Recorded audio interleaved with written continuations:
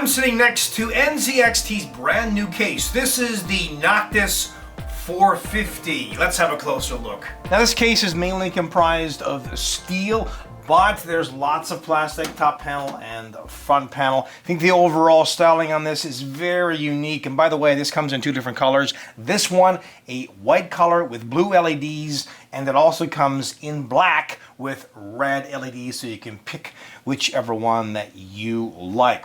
Now, in a way, this is a rehash of the H440 case. The interior is pretty much the same, except for the exterior, which is different. So why would you go for this one over the other one? Well, styling is one thing, but the other is ventilation. They say that this one will provide 10 times the amount of ventilation because you have all kinds of it here at the front as well as at the top. And it measures in at 220 millimeters wide by 567 millimeters high by 544 millimeters deep. And it weighs in at 9.75 kilograms. The front panel is primarily plastic, but there is mesh providing excellent ventilation. It can be removed. You have to pull quite hard though at the bottom, and don't be afraid, it's not going to break.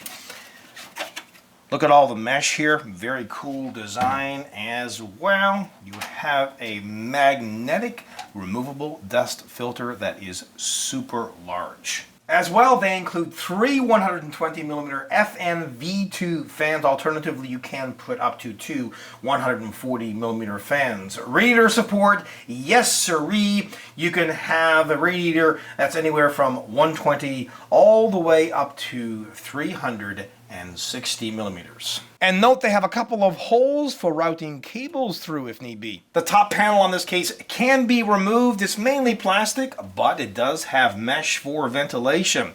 Note the power button with the fancy LED around it. You've got a headphone jack, microphone jack, 4 USB ports. 2 of those are USB 3 and 2 are USB 2. This top panel, like the front panel, it comes off. In this particular situation though, you pull or push up from the front here and it comes right off. Same configuration going on here when it comes to fans and radiators as at the front of the case, but they do not include any fans at the top of the case. So you can fit up to 3 120 millimeter fans or up to 2 140 millimeter fans or radiator anywhere from 120 all the way up to 360. And note the holes for routing cables through. I'll move right along with the video review in just a moment, but first I wanted to show you how to put this front panel back on. Why? Well, it's a bit of a challenge and you will have to be a little forceful.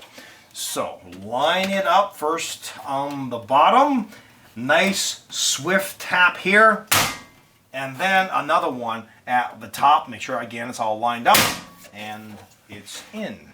The left side panel has this large window, and note their logo, which of course will glow through it. The right side panel, though, is plain.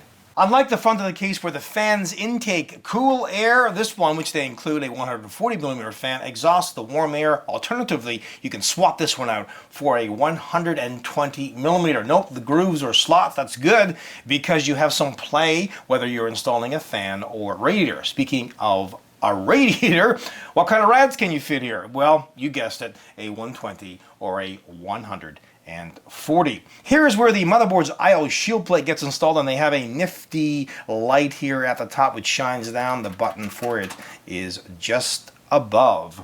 They include 7 ventilated expansion slots, extra ventilation, 2 rubber grommeted holes. At the bottom, you can install a standard ATX power supply, and they have a bracket for that power supply. So mount the bracket to the power supply and then slide the whole thing into the case. Thumb screws throughout here. Also 2 thumb screws on each side panel. And these are the type that, well, they stay attached. They don't come out, so you can't lose them. As well, they have these rubber washers, and that is to cut down on vibrations, but also to protect the paint. Okay, so let's have a look on the inside of the case. It supports mini ITX, micro ATX, and standard ATX form factor motherboards. You can actually fit up to 8 2.5-inch drives or up to 6 3.5-inch drives, and you can install, well, 6 of those drives here. You can install one at the bottom, by the way. I'll show you more about these drive trays when I look at the other side of the case, but as you can see, there are a couple of brackets here, and they can easily be removed by taking off a single thumb screw. Then you would mount this to the 2.5-inch drive, slide it back into place, and put the thumb screw back.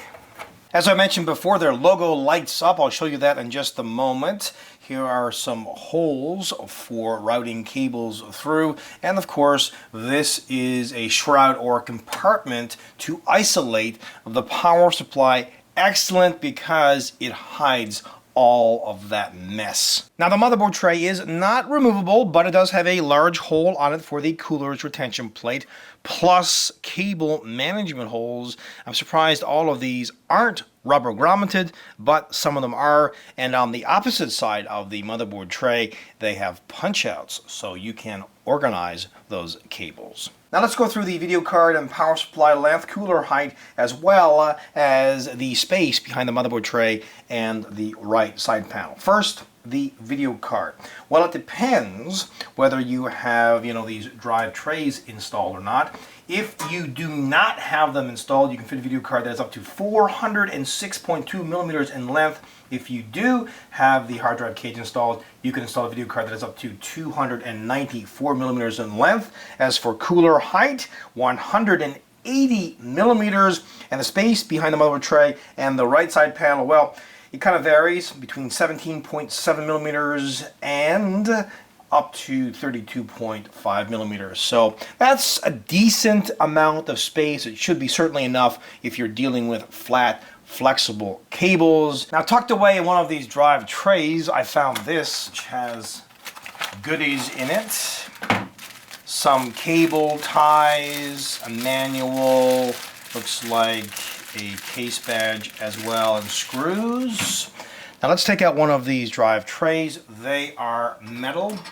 They have thumb screws, 2 on each, as well as rubber grommets if you're installing a 3.5-inch mechanical drive. Of course, each one of these you can also install a 2.5-inch drive on. All metal, excellent for rigidity, not so excellent for weight, but hey, it's still good. I prefer these over the plastic trays. Now this is really sweet. They include a PWM 8-fan hub. At the bottom of the case there are 4 feet. Each one has a rubber insert. These are rather tall. That's good because it will keep the case up off of the surface. Plus you have a removable dust filter. That's for the power supply intake fan, and 2 LED strips. Now let's have a look at the LEDs. The switch on the back controls them all. Let me turn them on. So you've got 2 on the back, 2 LEDs on the bottom on each side, and the logo is lit up. If I press this again, that will turn these off, leave these on. Press it again, it will dim the bottom LEDs and leave the logo LED on. If I press it again, the only LED that's left on is for the logo. And of course, if I press it again,